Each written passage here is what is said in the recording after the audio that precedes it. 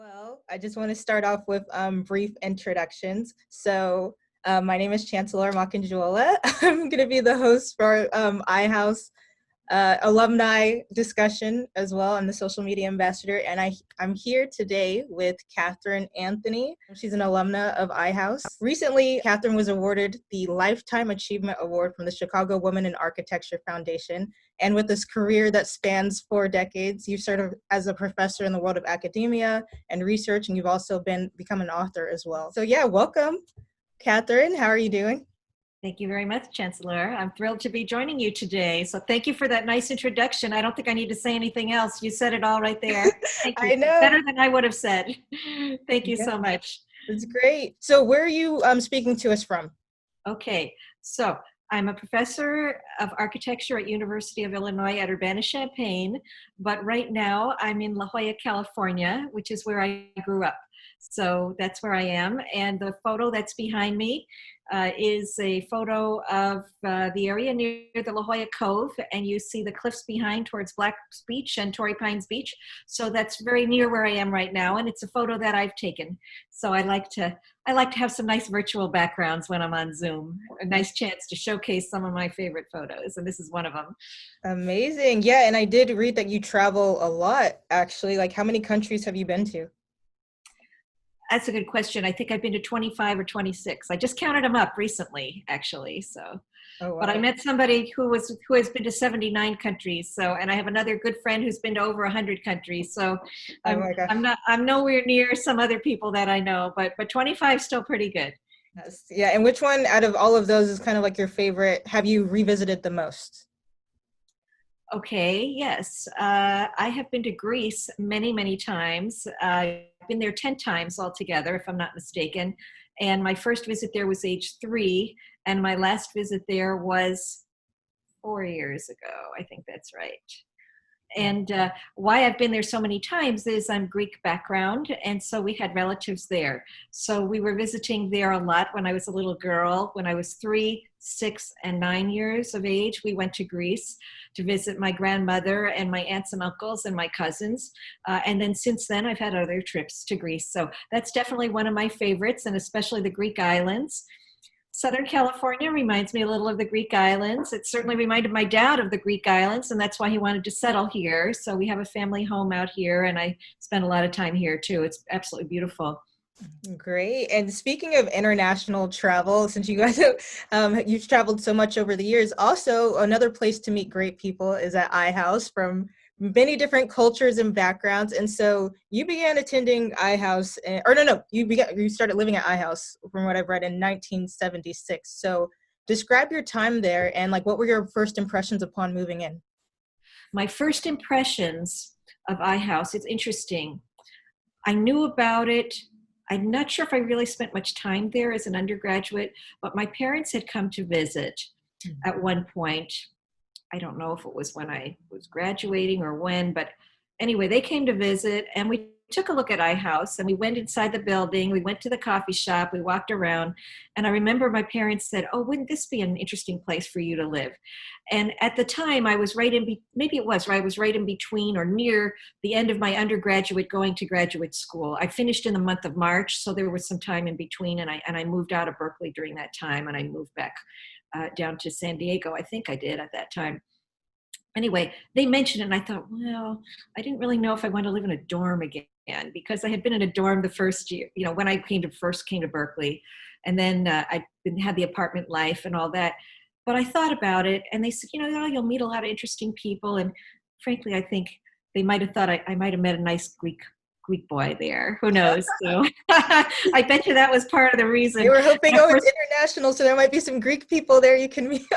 I think, yeah, because I think we may have even met one, like when we were walking around the building and struck up a conversation. We said, "Oh, wouldn't it be nice for you to meet someone like that?" Well, anyway, I guess that made me think, maybe I don't really want to live in iHouse because, sometimes something your parents suggest, sometimes you think, nah, I don't think I want to do that. But then the more I thought about it, not because I wanted to meet a young Greek man, but because I thought it would be an interesting experience, the more I thought about it over the time period I had to decide, whatever that was, spring or early summer, I thought, this could be good. Rather than just going to an apartment and living with some friends, which I had done the year before, which is also a nice part of the Berkeley experience, but I'm starting new in grad school, and iHouse was a block away from Worcester Hall, where I was studying where I would be studying architecture. I had been studying psychology, and my main building was Tolman Hall as an undergraduate. But I thought, well, and I guess the tiny rooms, I will admit, the tiny rooms kind of turned me off, because I thought, uh-oh, can I live in this claustrophobic space? This is not going to be very pleasant. But then when I realized I could request a Bayview room, I could get that nice view back again that I had just up the street, an even better view than I had from the dorm. And then when I realized, okay, there are all these beautiful common areas in the building that you can spend time in, like the library, like the Great Hall, many other spaces, and the beautiful courtyard. And then I thought, well, maybe I can make that little tiny room feel a little bit better and decorate it in a way that's bright and cheerful. And, and again, I was lucky to be able to have a single room as opposed to a double room. So, and then I really thought about what iHouse was all about, most importantly, giving you the self-centered reasons first, but I guess most importantly, from the global perspective, the opportunity to meet people from all over the world. I thought, I'll never have that again in my whole life, to have everybody under the same roof, to meet people from anywhere and everywhere all across the globe, and reading about what so many of the alumni had done. I should say there was no internet at that time, so count me as a dinosaur. Where had I read it? In some brochure or whatever they gave out at iHouse at the time, but who were the famous alumni that had lived there? Jerry Brown, who was our California governor, and I'm not sure exactly when he was in the governor. He might have been governor right at that time.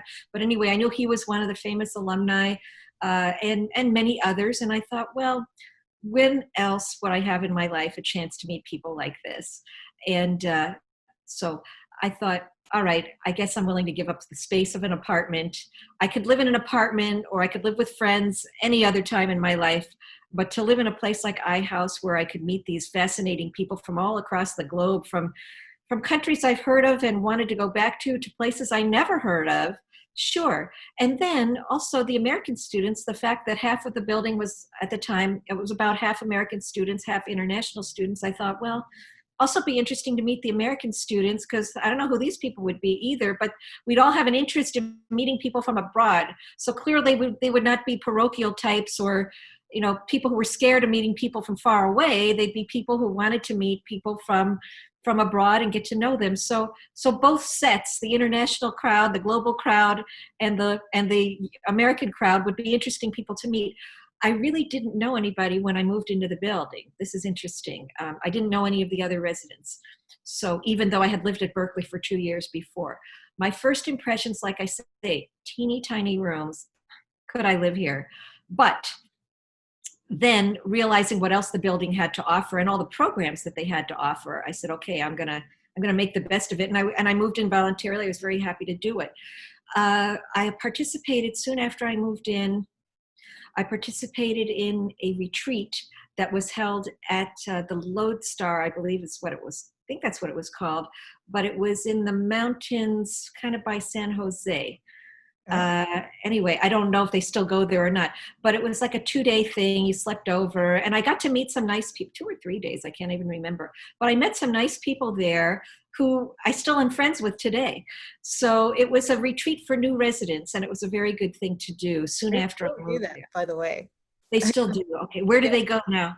This past, because I went on the one in January, even though I was like a returning resident, but I hadn't gone back in when I moved in last year. And so they usually go to Point Reyes Beach, Nice. and there's also like a ranch. I don't know why I'm forgetting the name of it. But there's like a ranch, and you go there for like 2 days. There's like a bonfire that's there, and then afterwards on our last day, we go to the beach. You can take photos and stuff, and then we go on the long trip back. But it's still a fun bonding experience for students who kind of haven't gotten the opportunity to get to know each other. But yeah, they still do that.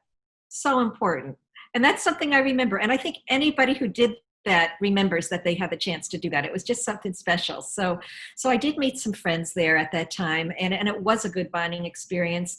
And then, I went about my life. You're asking my first impressions. I went about my life as a new graduate student at the Department of Architecture at the College of Environmental Design at UC Berkeley. So again, prior to that, I had been an undergraduate in psychology.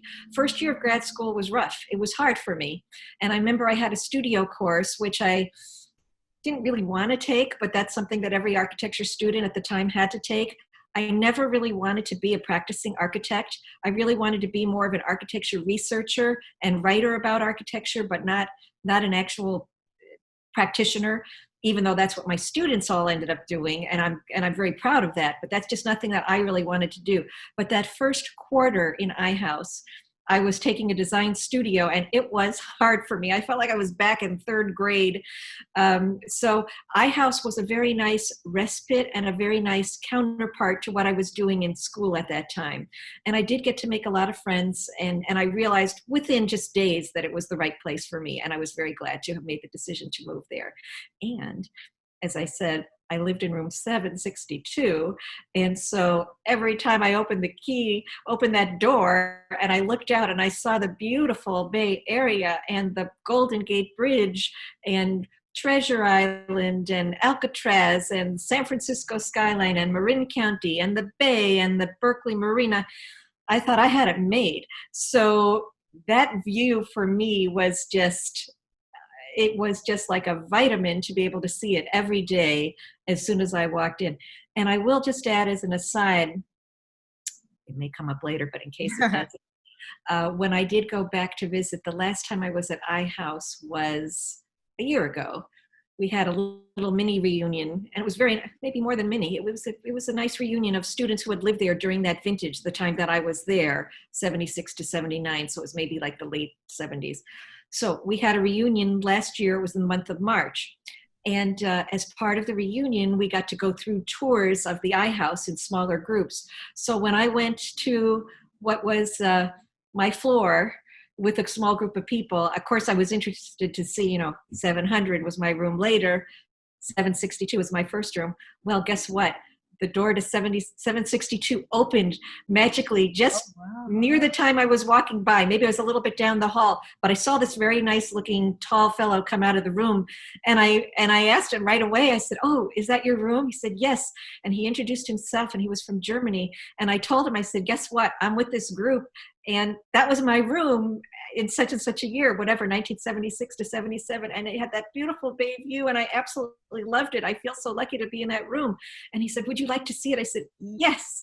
Oh. So he opened the door, and I walked inside, and I thought, oh, yeah. I mean, it just came back to me right like that. Same view is right there. Same view hadn't really changed all that much. I mean, some more skyscrapers in San Francisco, but the Berkeley view immediately out the front was probably about the same. And he said, and I asked him, I said, "I remember taking a lot of photos out my window." And of course, we didn't have iPhones then. We didn't have digital cameras then. We had the old-fashioned camera with film. But he said, "You know what? I've done the same thing too. I've been taking photos and videos and everything." And he said, "I can't believe I live in this room too." So we exchanged email addresses. We took some pictures together, and we became in touch after that day. So I felt like I hit the jackpot on the tour, because I got to not just see my old room from the outside, but actually on the inside and meet somebody from it. Like I say, a very nice student from Germany. Maybe he graduated by now, I'm not sure, but that was one of the highlights, to be able to go back in the room. One of our former executive director, Joe Lurie, he usually, when he conducts tours of iHouse, he usually also shows iHouse architecture as well. And since you have a background in architecture, I also kind of wanted to ask you a question about that. What was your opinion of iHouse? And of course, you mentioned like the tiny rooms and stuff. That was a first impression. But aside from that, like the dome, the balcony, other places of iHouse, what kind of stood out to you as an architect? My impression of the architecture of iHouse: very beautiful building, absolutely beautiful building. Now, when I was there, 76 to 79, it was on the verge of turning 50 years old. And now it's 90, hard to believe. So I actually did, my dissertation was all about the International House and the idea of home away from home. So I did research at the time. I don't have it in front of me to give you the correct statistics, but you know it, the history of the iHouse and when it was built and what was the idea behind the architecture. But there were a number of international houses that had been built and funded by the Rockefeller Foundation. And this one in particular, the architect wanted very much to connect with the architecture of the Bay Area and the Spanish Moorish styles. So I loved the building, especially the courtyard. I thought was really one of the nicest parts of the building. So it was a private courtyard. You could get together with friends there. The weather was almost always good. and sit out at the courtyard. I remember at the time we were there were these green metal chairs and tables that we sat at. I think they've been improved in the meantime, but they were there for a long time. And there was the upper level and then the lower level of the courtyard. But I love that. I love the Great Hall. I just thought it was, it was like being in Hearst Castle. It was just so beautiful. And the library was another place that I was struck by. And I did use the library a fair amount too while I was there. Other places like the laundry facility, maybe not so hot. There was definitely a front stage and a backstage area to iHouse. So the front stage areas were really beautiful. The backstage, not quite so beautiful, but, and the hallways I thought could always use a little bit of improvement. They were so long and, all of that. What, like, in terms of the friends that you made, like, where did they come from? And like, what did you learn from, I guess, their culture or other cultures from residents that you perhaps didn't know before? I'm trying to think early on.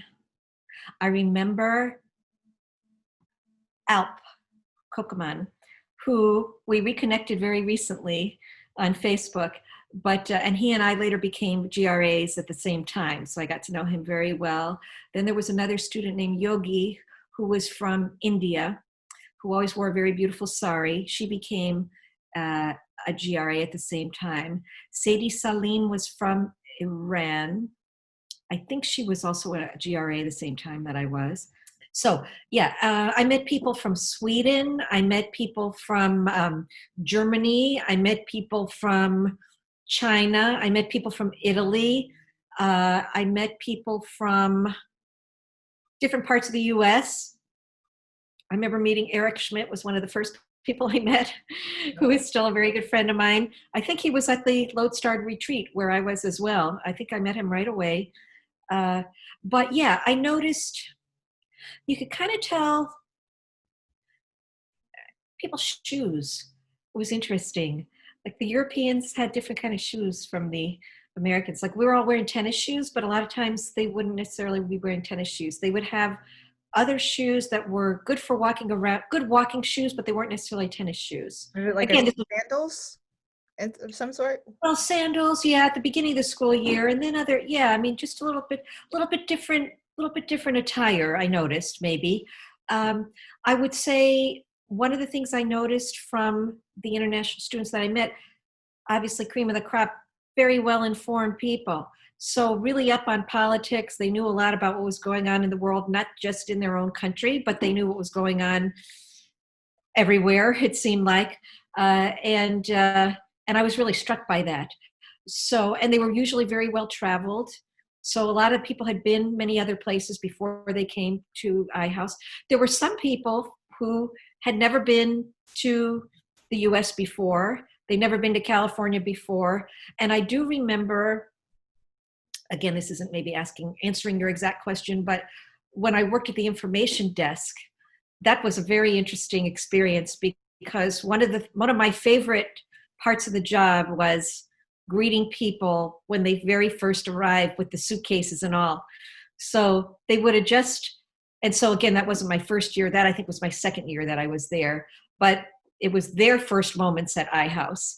So they came from across the globe, across the planet, airplane, airport, SFO,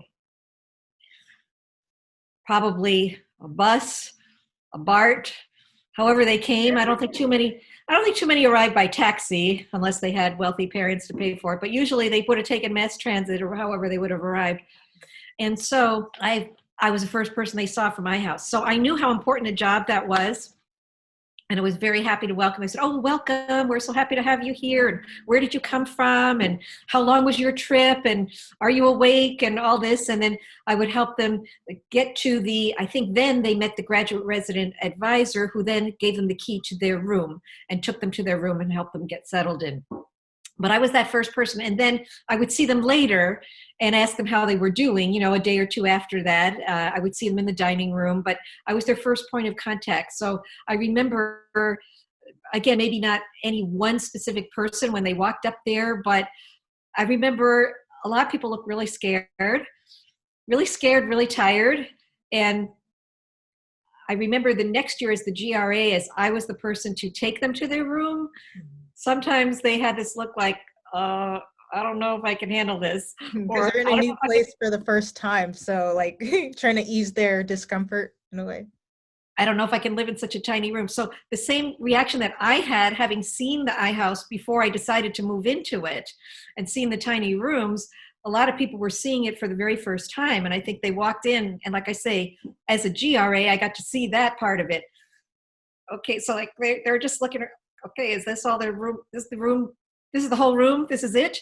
And then if somebody moved into a double room and they had like say they had bunk beds in the same amount of space, that was a bit of an eye opener too. So that was not always the most pleasant thing for them to realize they were going to be stuck in this tiny space. But I think I always would say to them too, we've got some beautiful common areas here in the building. So you'll enjoy spending time in the great hall and the dining room and the library and all of this. And the weather's really good. So you can also be outside, and we've got the great courtyards. So I think I always tried to make a plug for how nice the common areas were too when they got into their room. And there was a bit of a culture shock there. But I will say, I know from having done my research on the iHouse and the dissertation, there were a few stories of people who went in their rooms and didn't come out for a while. There were a couple people, at least one person I think didn't come out for a couple days. I don't know how he ate, what he did, but just, yeah. So I think some people have had second thoughts because they had traveled so far and it was so different from what they expected. And they thought, I don't know if I can do this or not.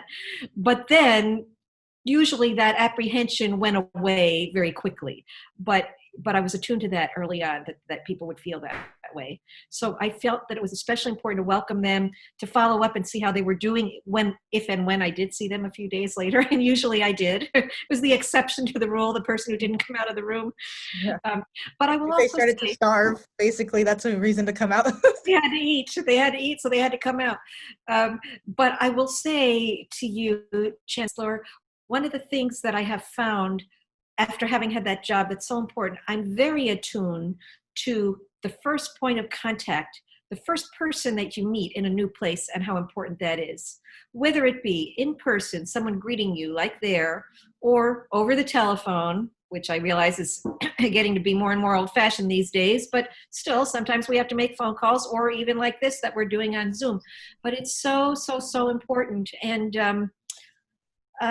it's important to make a good first impression because people don't forget that. People don't forget that.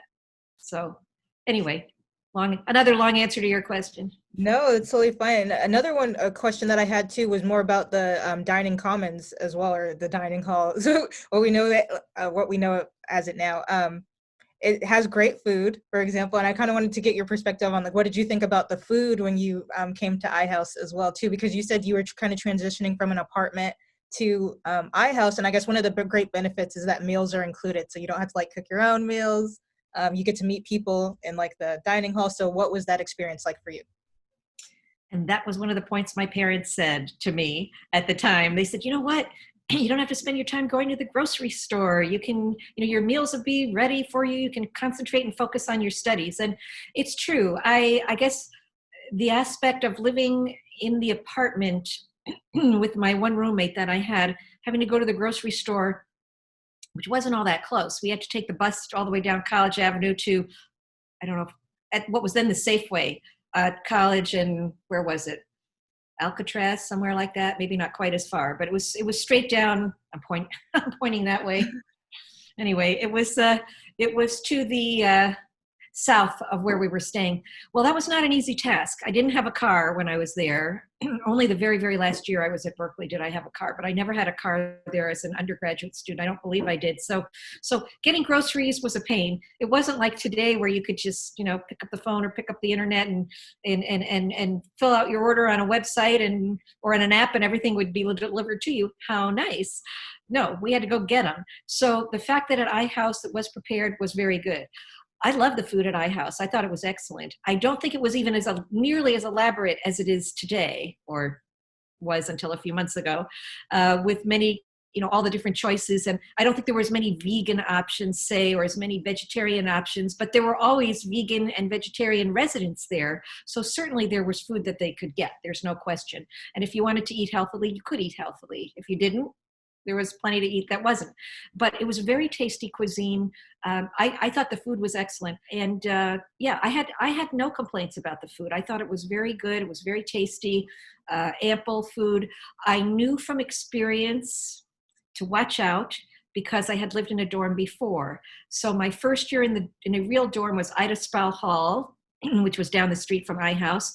I had transferred there as a junior, and I knew to watch out for those, freshmen 10 or 20 pounds that people would gain. So I knew to watch it at iHouse so that I wouldn't gain too much weight. So I had to be careful how much I had on my plate at one time, but it was good. I loved the dining room. I loved being able to meet people and eat with people. I thought that was so fun. I mean, I don't think I ever ate alone. I really don't. I always found somebody to eat with. So I made friends really fast. And then either I sat with them or I sat with somebody new that I thought would be an interesting friend. And sometimes I sat with somebody who purposely was sitting alone, unless they were sitting reading a book. I mean, they didn't have iPhones like this to bury themselves in at the time. That was probably good.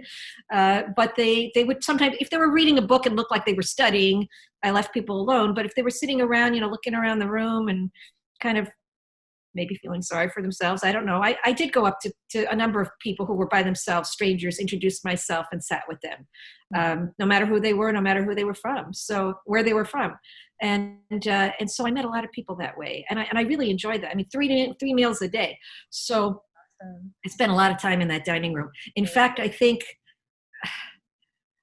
one of the things I had a hard time with was, I really did have to study there and I had work to do. So a lot of times I'd be in a really interesting conversation with somebody. And then of course we'd each have to leave because we had work to do.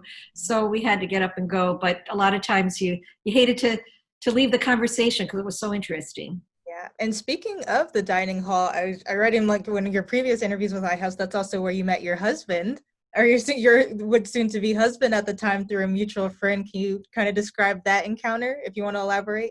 Sure. Well, and the mutual friend was actually my friend Barbara Oberto, who I'm still very good friends with today. She introduced me to, at the dining room, Barry Riccio.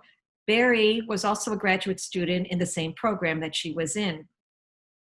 And Barry, when I'm trying to think when exactly I met him, but the first quarter that Barry was at the iHouse, he wasn't really living at iHouse. He just had the contract to eat there.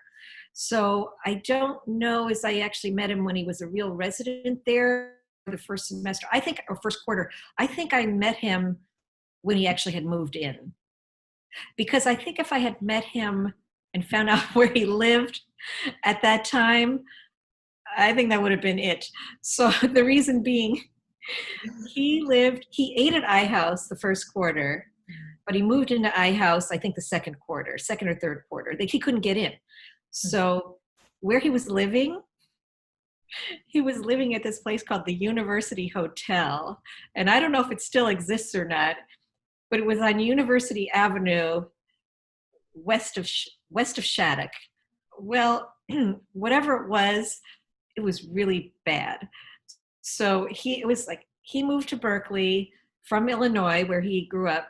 And I guess he had come out there with his parents. And as far as I know, he really hadn't found a place to live until he got there. So he didn't know that, you're supposed to reserve your housing months in advance and pay for this and all that. He just showed up at Berkeley. School was starting in September. And that's when he got there, and he starts looking for a place to live. Well, good luck in Berkeley. There's nothing left by then. What was left? So iHouse was full. I'm sure he put his name on a waiting list at that time. I'm guessing he did. But all the apartments, everything was full. So he ended up at this University Inn. So like I say, I did not know, I'm pretty sure I didn't know him then, because if I had and I found out where he lived, I say that would have been it. But it's basically a flop house. So it was not student housing. It was just like where people who were down and out were living. So he said there were drug addicts living there. There were people like yelling and screaming in the middle of the night. There were people on drugs. There were people who were drunk. There were people off the streets, and they all had to share the bathrooms. And it was just terrible. So that was where he had his first introduction to Berkeley. he told me his parents were really upset dropping him off there because it was so bad. And his mother cried all the way nonstop back to Illinois from Berkeley. And this was in a car. So that was like a 3-day. I mean, I shouldn't laugh, but I could see why she cried, because it was really bad. Like, do you want to drop your kid off at this dump to go to school at Berkeley? So anyway, he must have put himself on the waiting list. When I met him then through Barbara, I'm pretty sure he was already a resident. And I met him in the dining room. And what do I remember the most about him? As I said, I was concerned about how much food I would have on my plate anytime, not wanting to gain the freshman 10 or 20, because I'd already had that happen at a dorm. He'd never lived in a dorm before. His food was piled up on top of his plate like this. It was like a skyscraper on top of his plate. Like as much as could possibly fit was on that plate. I don't know what he had, pasta or something, but it was like a mountain of food. He ate that, then he went back for more.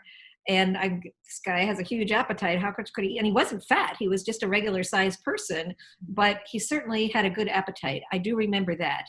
And then what did he end up doing? Sometimes he would come there kind of late, and they had a policy at the time, which I'm sure they since got rid of, because I don't think the public health department would have thought it was a very good idea. But What policy? Pardon me? No, I'm asking like what the policy is too. Policy was that you couldn't go back for seconds until you had proven that you'd already had firsts. So yeah, that's changed.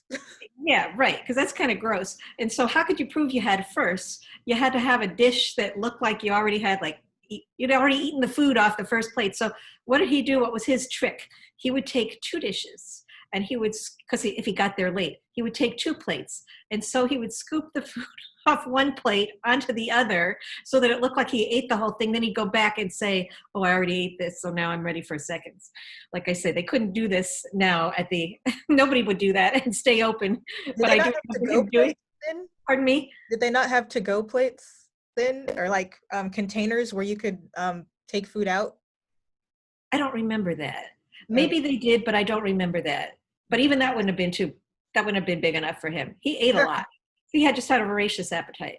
So that's what I remember meeting him at first, was this guy is hungry. So, and I didn't know right away where he had lived before, but like I say, I'm pretty sure he had lived in the I house when I met him. And needless to say, after that experience that he had for the first few months at Berkeley, he loved I house. He just thought he'd died and gone to heaven to move to a place like I house. Yeah. First time in a dorm like that, all this delicious food from anywhere and everywhere, and meeting people from across the globe. It was a great experience for him. So he really loved it. So he was a very appreciative audience. But that's when I first met Barry, and we became good friends. We did a workshop together. I remember with a woman named Sandra Nappel. She ran a workshop on teaching how to teach. We were both TAs at the time. He was a TA in history. I became a TA in architecture. And so she ran these workshops, and we were in that class together. So that was a lot of fun. And I just got to know him. We were really good friends before we ever became boyfriend, girlfriend for a long time. So I must have met him, if it wasn't my first term there, maybe it was, I'm trying to think when exactly I met him, but I think I met him. It was 1977. Oh, thank you very much. Yes. And your previous interview, yes. Thank you for doing my homework for me. Yes, and again, if it was through my friend Barbara, she really was not there very long. So I think 77. So yeah, we were just good friends most of that time, 77, 78. And then 79, I left I house, but then he was in Chicago during the summer, and I went to visit him at that time. His dad had passed away a few months before that. I never met his dad, but his mother was in Chicago, and he was staying, I guess, with his mother, with some relatives. Yes, with some cousins of his and some family friends. And anyway, I went to visit him in Chicago, and I'd never been there before. No, I guess I had been there one other time before as a younger person. But anyway, it was, I think, the trip to Chicago that then we became boyfriend, girlfriend. We realized we were more than just friends. Another one of my questions was too, just to kind of get a sense of like what I house was like during your time there. In terms of the activities that were going on, were there coffee hours or like, you mentioned the retreats too, but did you guys have coffee hours? Did you have game nights or events in the Great Hall? Like what kind of things did you do there? That's a great question. Okay, good. Yes, we did. There were a lot of activities. And that was one of the things that I also thought was so nice about the place was the program director was really good. It was a woman named Barbara Lynch at the time. She also passed away a few years ago, but she had quite a following. A lot of people just loved her. She was so good. She'd been at the job for many, many years. The staff at iHouse was excellent, and there was very little turnover. They had been there a long, long time. So she was an institution within an institution. So what did they have? Yes, coffee hour, 10 o'clock Wednesday night, which for a lot of the Europeans, say the people from Spain, hey, night was just getting started around then. In Italy, they're used to being out late at night. Americans, maybe not so much, but students in general, yes, 10 o'clock at night wasn't so late. So 10 o'clock, I don't know what happened. I don't know if a bell rang or what rang, but anyway, people just opened up their doors and went downstairs to the coffee hour. I think I went to almost every single one. I hardly ever missed them. It was really nice. And what did they have? I think we had maybe a Hawaiian punch. There was I think a big glass bowl of something red. So it was probably Hawaiian punch and maybe some other things. I've never been a coffee drinker. I was always tea drinker, but not coffee drinker, but I wouldn't have had the coffee even if it was out there. And then they had cookies. So that was the other thing, you get cookies. So the cookies were nice and they really were very well attended. So I love the coffee hour. I went to almost every single one. And were they themed as well? So like students from a different country would kind of like host it or theme. So for example, it would be like a Swedish coffee hour or a Taiwanese coffee hour. Did they have those? That I don't remember. I think if they did have that, I would have remembered. I don't know. You'll have to ask. Just like every like Wednesday night or like you at 10 p.m. It's just like, oh, we're gonna go to a coffee hour. I know it. Yeah, I mean that might have been the case, and I forgot that, but I don't recall that right off the bat.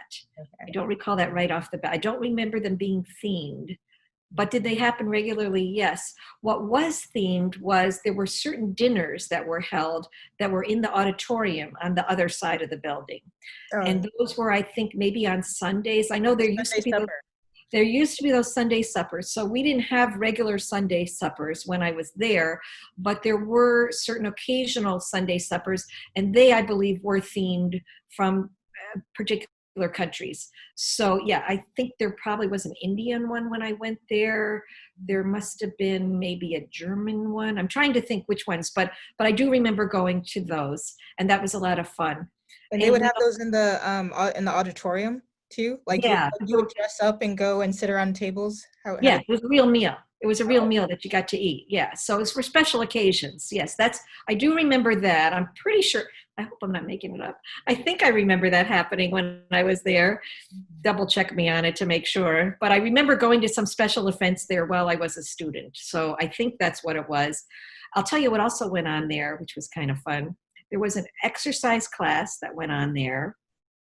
I remember a friend of mine, Olivia, who was in very good shape, very good physical shape, Olivia, and we used to joke she was like Olivia Newton-John. She ran an exercise class there, and I think people, I don't know if they had mats or something like that for people to wear, or to go on to exercise on, but she did that. And then she ran it, and then another guy named Mark Lutoff. So there's like a boy and a girl, male and female, exercise instructor. So there were disco dance classes. So I attended some disco dance classes. I remember learning the steps, like this was one of the dance steps, and then anyway. Was it like the boogie? Like how does it, or the Bee Gees or something like that? Night fever, yeah. You have to go like this, and then this, and then anyway, following the steps, everybody learned it. It was fun. So kind of like years later, the Macarena became popular, but that was our dance. So can you imagine the whole room of the auditorium with everybody doing those steps at the same time, listening to Saturday Night Fever, Yeah, it was really fun. So so I definitely remember the disco dancing, and so those were the classes, and then some of us actually went to real discos in the Bay Area, and that was fun with those. They'd have those lights that spin around that turn different colors, and you get this nice glow all over. So I remember doing that with some friends too, but mainly the lessons. And did I become a great disco dancer? I don't know, but I had fun doing it. Years later, long after iHouse, I took swing dancing lessons. I loved big band, not country swing. I've never liked country music. I kind of not a fan of country music, but big band music I like a lot. So I took swing lessons for a number of years with the students at U of I. I was the oldest one in the class, but anyway, I always enjoyed that. And then I took tango lessons later on with a good friend of mine who is very much into tango. I took lessons for a few years also there. So I guess I've always liked that aspect of dancing. And then we also had at iHouse, I know this, we had folk dancing. So there's where people were teaching folk dancing from different countries that they came from. And I, being of Greek background, I may have led some Greek folk dancing while I'm there. I'm not sure, but anyway, I enjoyed that, I know. And then I do know that I must have held a slideshow in iHouse, not in the big auditorium, but it was in one of the smaller rooms. I think it was one of the Blaisdell rooms, what they called it at the time. Mm-hmm. The Not Sproul room? Not that, it was a room off to the side. It was a small room, not the one facing the front. It was a small room, but I remember a slideshow, old-fashioned slideshow with a carousel slide projector, which you probably have never heard of. Carousel, you have heard, okay. Yeah. Carousel slide projector and carousel trays. And I remember showing them from Greece, and I don't remember exactly what I said during that slideshow, but I must have made an impression on some people because people who saw that seem to still remember that I gave that slideshow. Wow. So it must have been, well, I'm thinking I lived in iHouse 76 to 79. I went to Greece in the summer, I believe, of 1977. So probably when I came back in 78, maybe I gave a slideshow of what some of the places I went. And I also went to the former USSR during that summer of 77. And that was a very interesting experience. And I also, so I probably, maybe I showed photos of that too. And then during that trip, while I was there in 1977, and where was I? I think it was in Leningrad at the time, which is now St. Petersburg. I'm pretty sure that's where I was. Was it in Moscow? I think it was in St. Petersburg. I was taking photos, again, old-fashioned camera, whatever I was doing. I was with a group of tourists from Greece. I was certainly not on my own at that time. You couldn't go there on your own. But whatever I was doing, I was with the group. All of a sudden, I heard my name, Kathy, Anthony. I said, who is this? And it was a fellow named Rocky Nevin. Rocky had lived at iHouse too, and he was there. And so he spotted me out, like here we were in the middle of the USSR, a country we weren't even supposed to be in without special permission and special passports and visas and all that. Anyway, I was just thrilled to find somebody from my house there. So that was fun. I've heard of stories happening like that too, where students they meet at iHouse like one time and they go off on their travels and be like, oh wait, I knew you here from during my time there. So it's like a small world, really. Very small world. I ran into, let's see, it would have been the year this is way after iHouse, but there is an iHouse connection. So it would have been the year, I think 2001. I was in London, and I was traveling with my parents at that time during the summer, and we were at Covent Garden, and the place was absolutely packed, as it always was. Maybe now it's not crowded, but it always was then. And I think either I spotted them or they spotted me. I think I spotted them out, but Bruce Hayek, Hajek, Bruce lived in iHouse the same time that I lived in iHouse. And Bruce later became a professor at University of Illinois, where I also became a professor. And now he's in charge of the electrical engineering department there, if I'm not mistaken. Anyway, Bruce was there with his wife, Beth, and their two little girls then at that time. And anyway, so we had a nice little reunion there at Covent Garden, totally unplanned. That was fun. And they got to meet my parents who had never met them before. That was and really you were both fun. at iHouse, kind of, or you had both attended iHouse too, or what? Exactly. Bruce had lived at iHouse, yes, the same, I'm not sure all the same years, but definitely overlap there. Yes, yeah. And he had been the boyfriend of one of my very good friends, Colleen, at the time that he had lived there. Wow. And yeah, another one of the things I kind of want to get to, because since you did mention like your Greek background and also living at iHouse too, like one of the things about iHouse is it's not so much about like what you're learning from other students like or other residents there, but what they're learning from you too. So I guess in what ways, aside from the presentation, were you able to share, I guess, your Greek or Greek American culture with them? That's a good question. I know I seem to remember celebrating Greek Easter with the Greek students. There were just a handful of students from Greece at the time that I lived there, not many, but Greek Easter is a big holiday. Easter is a bigger holiday than Christmas for anybody who's of Greek descent. So I do seem to remember that there was to be a picnic for the Greek students for Greek Easter with a big giant lamb. That's part of Greek Easter. So I don't know if you saw the film Big Fat Greek Wedding, but I anyway, love that lamb film. is part of it. But I seem to remember, I think that year it rained and they were supposed to roast the lamb outside for I don't know how many hours on some spit. But we were supposed to, iHouse? yeah. Oh. So I don't know where the roasting would have occurred. I wasn't involved in the preparation. I was more involved in the eating and the participating of the holiday. But I do seem to remember somehow, and I don't know, another alum may correct me if I'm wrong, but I seem to remember that lamb being rushed into the building in the rain. It was pouring rain, and I think we ended up eating the lamb inside rather than outside. but anyway, but I do remember being involved in a Greek Easter event there. And like I say, the slideshow, I'm not sure how else my Greek background necessarily came across. I do know a number of the students who were there. I got to meet my parents, and my dad was from Greece, and my mother's parents were from Greece. So anybody who met my dad remembered my dad. He was just extremely effervescent, magnetic personality. So anybody that I introduced him to that was my friend instantly became his friend and my mom's friend. And they met them both and they never forgot it. So I think in that sense, anybody who knew me, who had a chance to meet my parents, and they came to visit, sometimes while I was there, moving in, moving out, I guess.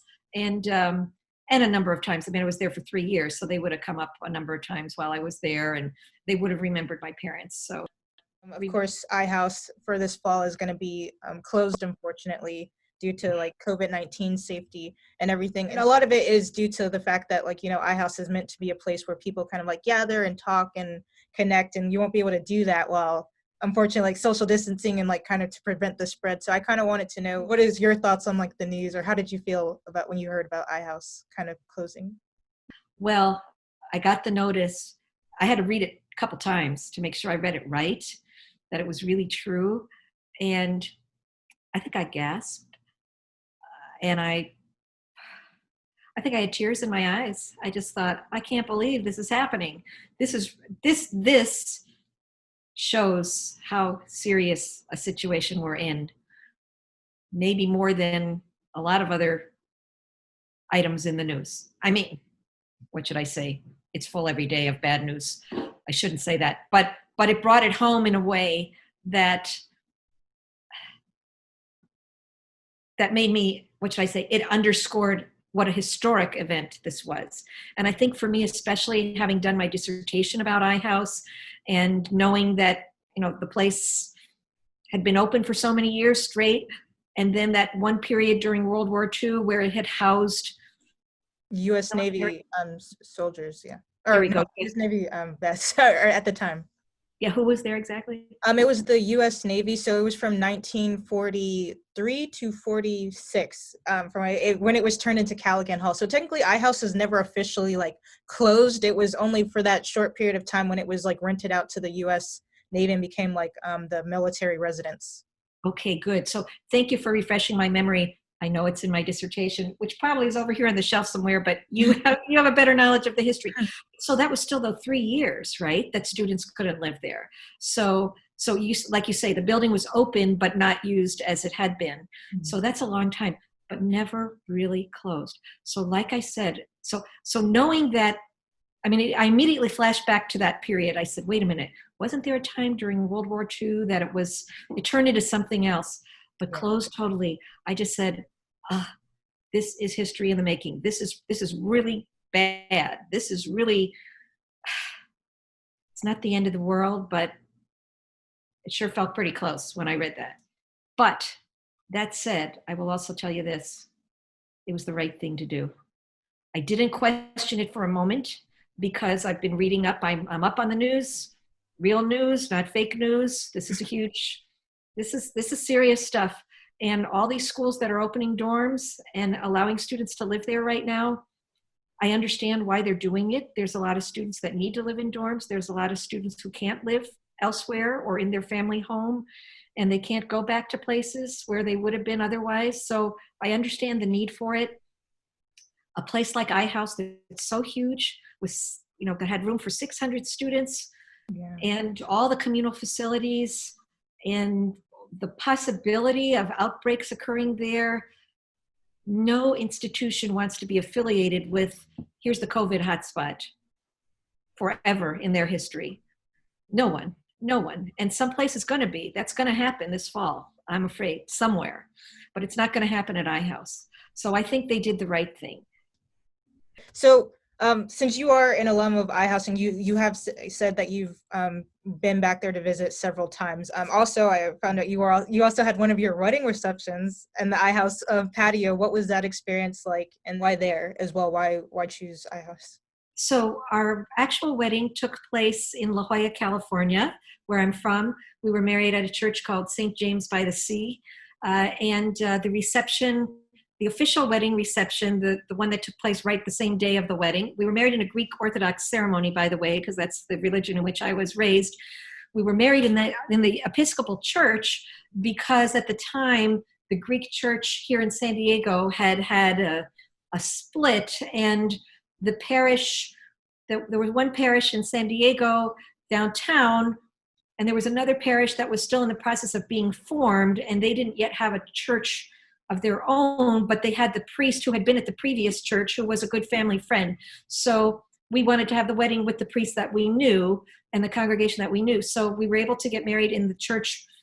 And I should say my husband was not Greek Orthodox. I'm the one who was raised Greek Orthodox. He wasn't particularly religious himself, but he was raised Catholic. So at that time, the reception at iHouse was a week later.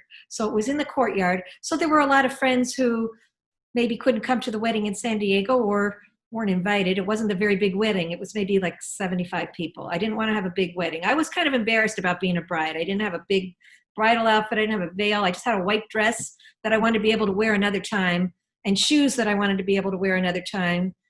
The dress I did wear other times. I had a pretty jacket too, but the shoes I could never wear another day. They had heels that were, anyway, I think I finally gave them away. They were extremely uncomfortable. but I, like I said, was not into the typical bride. I just didn't want to, I was happy to get married, but I was almost like a little embarrassed to be a bride. So I don't know. I just didn't get into the normal things. I didn't have a bridal shower. I didn't do any of that stuff. I didn't have an engagement ring. I kept my own name. I didn't think anything of it. I was happy to be getting married, but I didn't really want all the super duper fanfare. So what we had was just right, I would say. It was just right. I liked it a lot.